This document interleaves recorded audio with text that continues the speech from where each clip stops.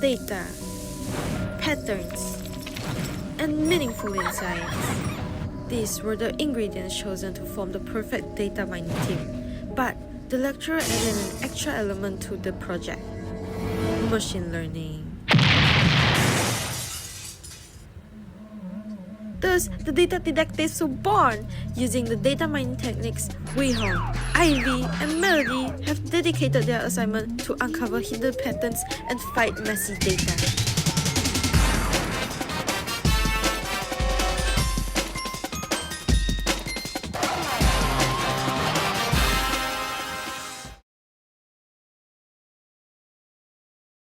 A drug that was legal and somewhat easy to find right here in Michigan until Governor Snyder outlawed it back in 2012 is being blamed for a mass overdose in New Haven, Connecticut.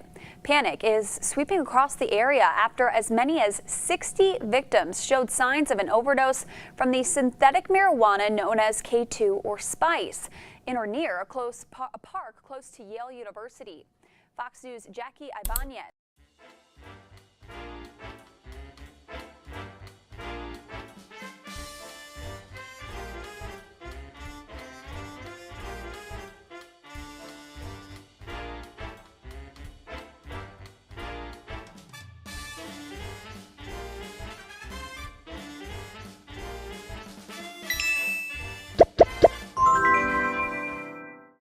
Alright guys, let's crack open this case.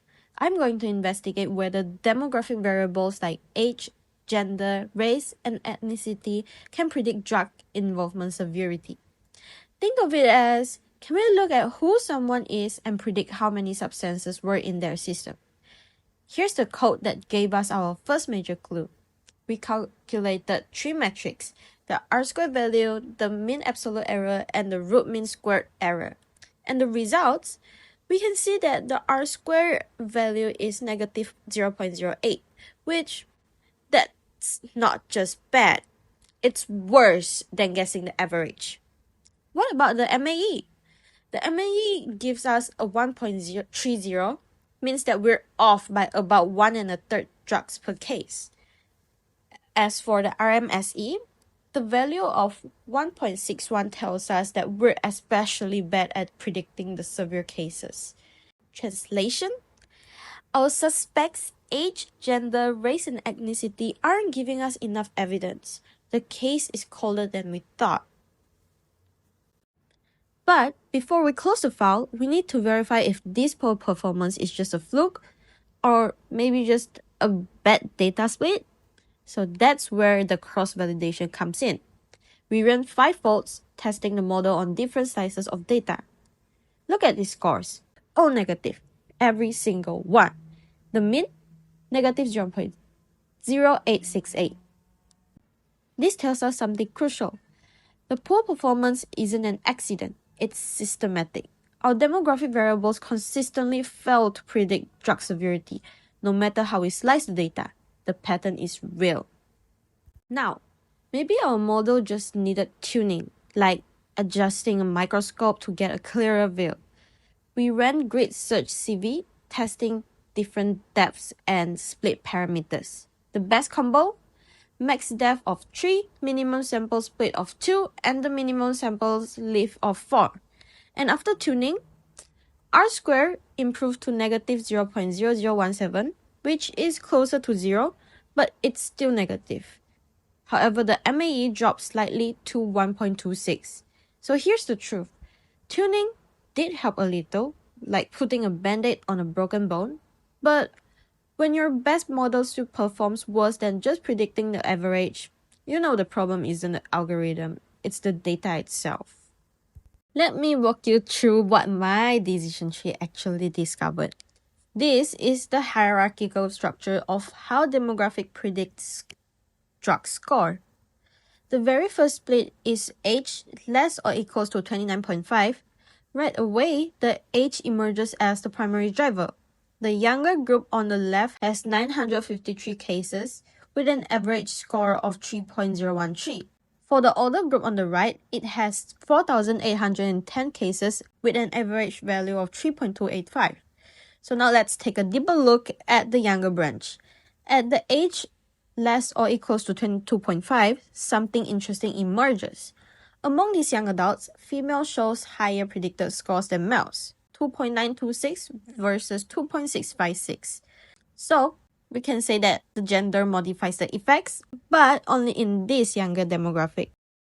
The older branch reveals a different pattern. Drug scores peak in middle age, between 29.5 and 69.5. Then it declines after 69.5. The oldest group, they only have 50 cases, scoring 2.72. So, the tree tells us that age dominates, but the gender also plays a supporting role, especially among the younger population. If the tree is the witness, then this chart is the evidence lineup. Let's look at dominance. Age at 93%. That's not just important, that's the entire case. When gender gets 7% with a minor supporting role. How about race? Ethnicity? 0%. They don't even make the lineup. However, this doesn't mean that the race and ethnicity are irrelevant in real life. It means that in this dataset, their effects are likely to be mediated through other factors like neighborhood conditions, healthcare access, and socioeconomic status. Our model can't see those. It's like having a witness who only saw the suspect's shoes, not their face. Now here's where the case really falls apart. This is our actual versus predicted plot. That diagonal line is truth, where predictions match reality. Our points should cluster along it. Let's look at the actual score of 3. Decent clustering, right? So we can predict moderate cases. But watch what happens at actual scores of 5, 6, 7, and 8. The predictions stuck between 3 and 4. The model flat lines. It's like a thermometer that stops reading above 100 degrees. This is what we call a ceiling effect. Our demographic variable captures the average cases but completely miss the extreme ones. The severe polydrug users, the ones with 5, 6, and 7, different substances. They're invisible to this model. They're driven by factors we're not measuring: behavior, situation, and environment. So now, let me show you how predicted scores break down across demographic groups. Let's start with gender. The males, we can see that it scores an average of 3.23, while female scores an average of 3.26. A tiny difference, just 0.03. But remember our tree? Younger females drive that slight age. On the other hand, the race reveals more variation. We can see that the Black or African American individuals scored the highest value at 3.26, following by white individuals, other races, and Asians. And the American Indian/Alaskan Native scored with the lowest value of 2.96. The AIAN finding is intriguing and potentially misleading. Small sample sizes in Connecticut may not capture the full picture. The national studies tells a different story. Ethnicity? It's nearly flat. The Hispanic subgroups range from 3.23 to 3.25, which is statistically identical. So yes, there is disparities, but they're measured in tenths of a point. The demographics alone create a blurry sketch, not a clear portrait.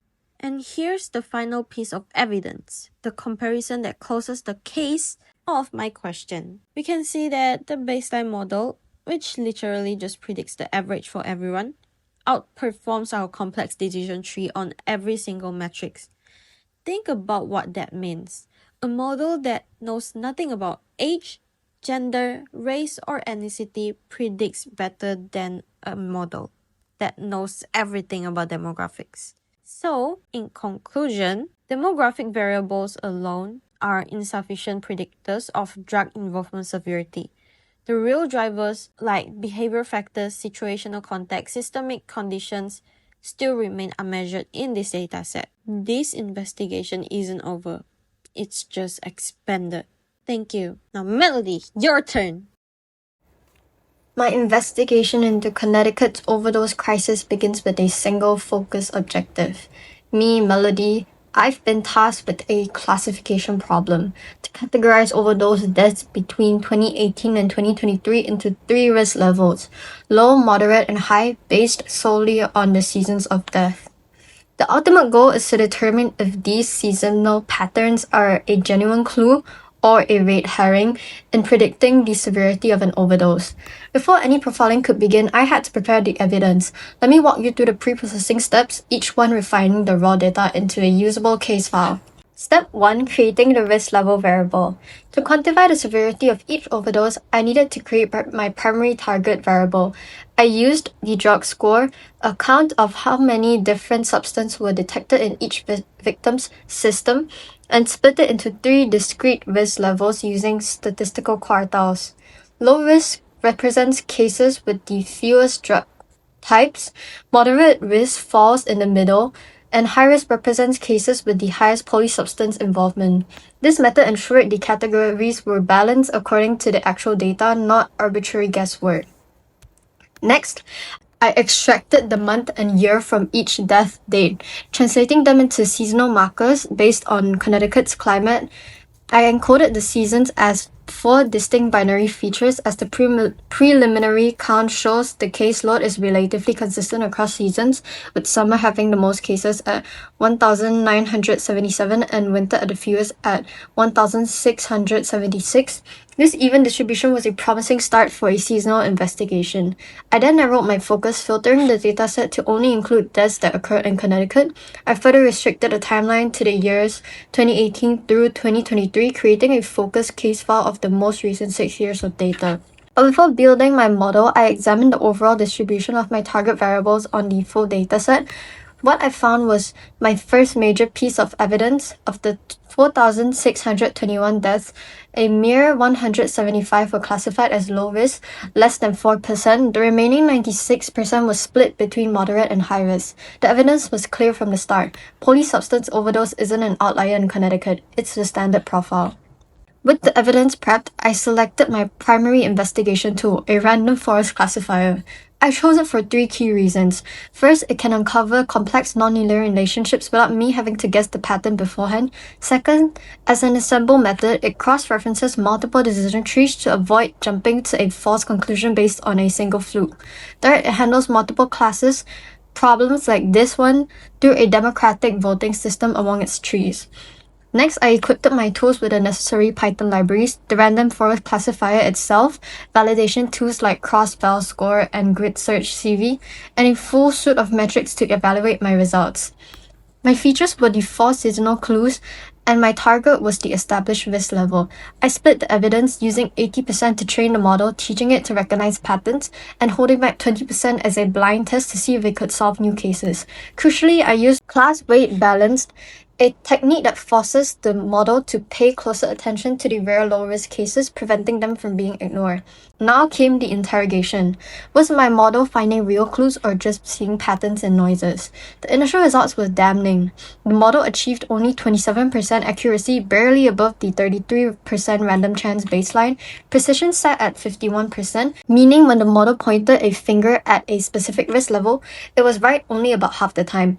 But recall was dismal 27%, meaning it failed to nearly identify 3/4 of all actual cases.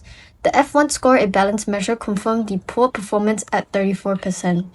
Next, the detailed report revealed the source of the failure. For the elusive low-risk class, precision was a shocking 0.04. When the model thought it had found a low-risk case, it was wrong 96% of the time. It was seeing ghosts, over-predicting this rare class. For moderate and high risk, the model showed a mediocre precision but low recall, meaning it was consistently misidentifying the very cases it needed to solve. The confusion matrix laid out the model's errors in black and white. The diagonal representing correct hits was sparsely populated with only 250 out of 925 test cases. The model was hopelessly confusing moderate and high-risk case. But the most damning evidence was in the bottom left corner. 250 high-risk cases were misclassified as low-risk. In a real-world investigation, this would be the equivalent of me declaring a high-risk scene safe, a catastrophic error with potentially life-threatening consequences. To ensure this wasn't a fluke, I ran cross-validation, testing the model on 5 different evidence splits. The score were consistently poor, ranging from 23% to 29% with an average of 25.3%. This confirmed the failure was systematic. My model's method was fundamentally flawed. Next, I returned to my initial evidence. The root cause was clear: severe class imbalance. A lazy investigator who simply classified every new case as high risk would achieve around 50% accuracy, nearly double what my tuned model achieved. The model simply had not seen enough low-risk examples to build a reliable profile. Desperate for a lead, I attempted to refine my tool with hyperparameter tuning, testing various configurations of trees and depths. But the results were identical. Accuracy remained stuck at 27.3%. The report was a perfect copy. The conclusion was inescapable. The model's limitation weren't in configuration problem. The problem were the clues themselves. Season alone was simply not enough information. To make the case clear, I presented my visual evidence. The first chart visually demonstrates the class imbalance. The tiny blue circle of low-risk cases is dwarfed by the overwhelming prevalence of moderate and high risk, visually confirming that polysubstance overdose is the dominant profile. This group bar chart is perhaps the most crucial piece of visual evidence. It shows the breakdown of risk levels within each season. The proportions are nearly identical across spring, summer, fall, and winter. High risk consistently represents 45 to 50% cases, while moderate risk another 45 to 50% cases, and low risk a consistent tiny fraction. This visual proves that the pattern is static. The season provides no differential clue. This heat map of the confusion matrix visualizes my model's investigator's failure. The dark square on the diagonal representing solved cases are faint.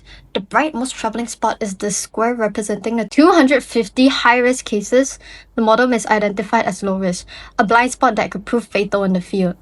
After a thorough investigation, the evidence leads me to a single definitive verdict. Season 1 is not a reliable predictor, with accuracy stuck at 27% and cross-validation scores consistently below random chance. Seasonal patterns are a dead end. They offer no predictive power for overdose risk. Secondly, polysubstance overdose is the norm. With 96% of cases involving multiple substances, the investigation must shift its focus from single drugs to dangerous combinations. Thirdly, class imbalance crippled my investigation. With only 33 low-risk cases in the test set, there wasn't enough evidence to build a profile for low-severity overdoses. This is a limitation of the data, not my method. And fourth, better tools can fix bad clues. Hyperparameter tuning failed because the core problem is the feature itself. Season alone is insufficient. I was asking the right questions of the wrong evidence. Lastly, my model's errors are dangerously biased. The misclassification of 250 high-risk cases as low risk represents a critical failure mode. In practice, this model will provide false reassurance in the very cases requiring the most urgent interventions. My classification investigation is complete. The evidence is clear. To understand and prevent these deaths, we must look beyond the calendar. Now, Wei Hong, the case is yours. Alright, now it's time to shift from cleaning the crime scene to tracking patterns across the map.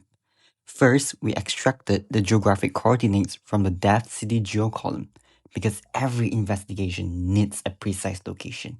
This column was split into two parts, latitude and longitude, and both were converted into numeric values.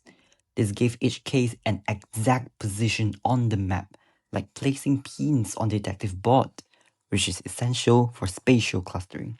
Next, we needed to measure distance, because in clustering, distance determines which cases are connected. Since we are dealing with locations on Earth, we use Haavissen distance, which measures distance along the Earth's surface. But for drug-related features, we use Euclidean distance, since these are not geographical but numerical attributes. To make both distances comparable, we applied feature scaling, using min-max scalar ensuring all values fall between 0 and 1, so no single clue dominates the investigation. Finally, we combine both distances into a weighted composite distance matrix using a 50-50 ratio. This ensures that both location and drug patterns contribute equally, like balancing two key pieces of evidence. The output shows that all values are scaled between 0 and 1, meaning our data is now standardized and ready for clustering. Now we introduce our next detective tool, DBScan. DBScan requires two important parameters, epsilon, which defines how close points must be to be considered neighbors, minimum samples, which defines how many neighbors are needed to form a cluster. To find the best epsilon, we plotted a k-distance graph and identified the knee point, the point where the distance sharply increases. This gave us an absolute value of 0.1. For minimum samples, we used the formula of k plus 1, where k is 2 times of d minus 1, where d is the number of dimensions. Since we use 5 features, k equals to 9, so the minimum samples is 10. Now, the investigation begins.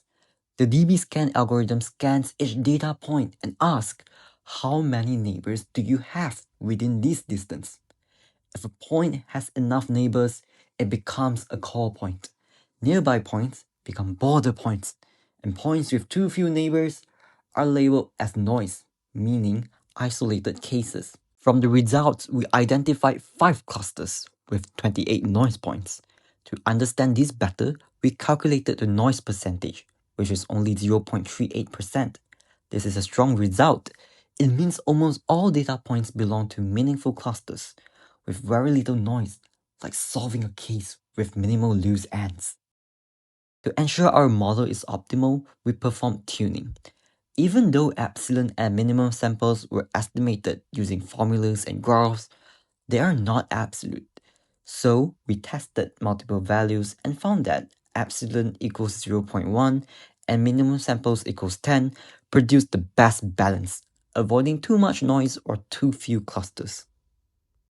Next, we evaluated the quality of clustering using 2 metrics. First, the silhouette score, which measures how well each point fits within its cluster.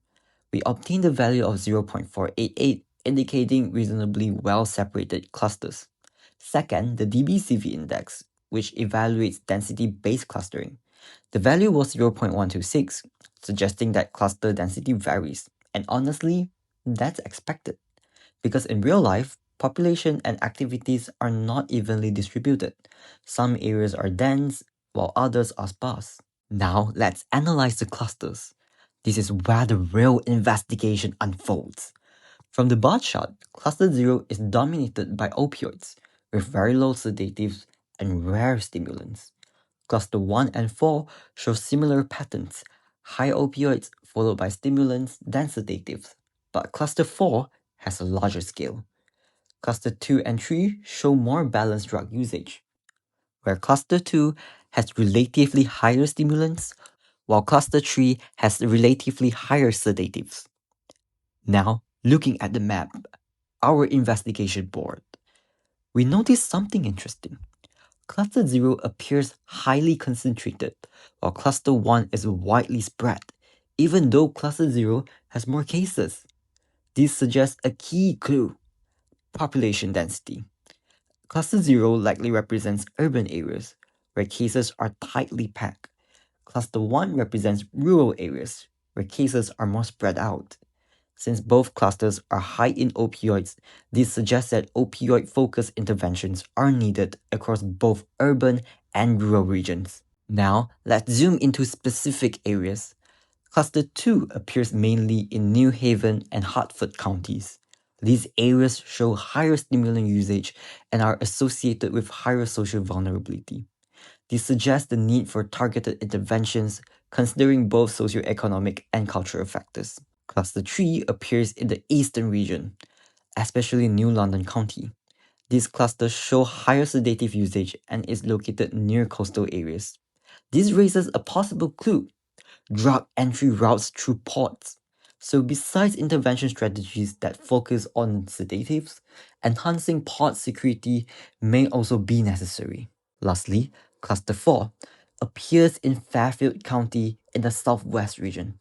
This cluster shows high usage across all drug types. A possible explanation is its proximity to major cities like New York, making it a potential distribution hub.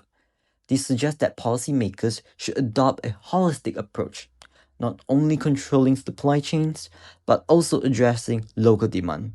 Because even if supply is reduced, the problem doesn't simply disappear.